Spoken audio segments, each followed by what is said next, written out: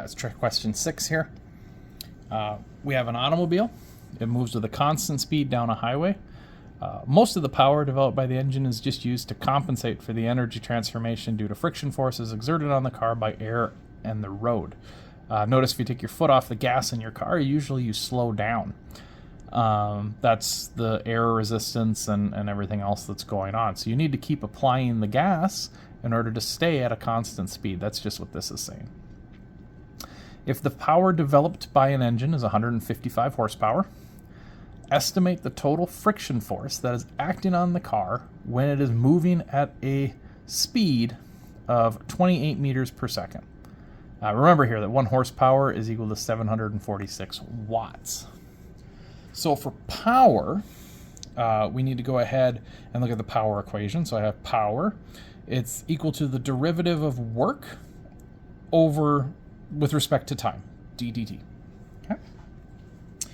If we take this and we plug in what work is, all right, so we take d dt and we plug in work, we know that work is just force times a change in r times a cos theta. Now, being it's a horizontal regular road, didn't say any angle or anything on there, we know that the cosine of 0 is just 1.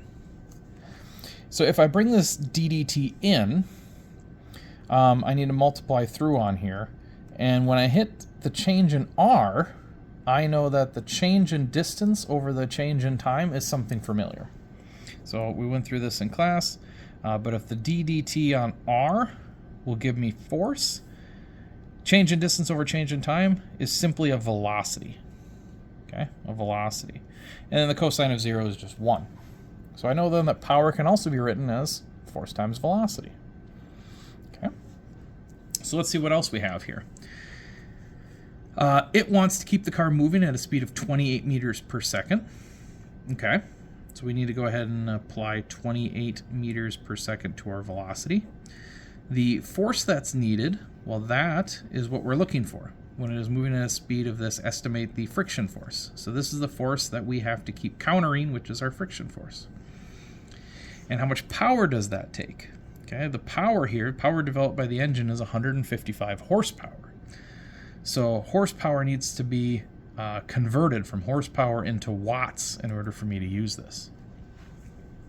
So we need to do a little conversion. So I'll skip down here, do a little conversion. I have 155 horsepower, and I need to multiply that by something in order to get it into watts. So what I want to do is use my conversion factor there. That 1 horsepower, 1 HP, is equal to 746 watts. And what that's going to do is it's going to cancel out the horsepowers, and we'll simply have 155 times 746. And it's a big number. We'll have 115,630 watts that your car is outputting. Okay, so I'm going to take that and put it up here for power. 115,630.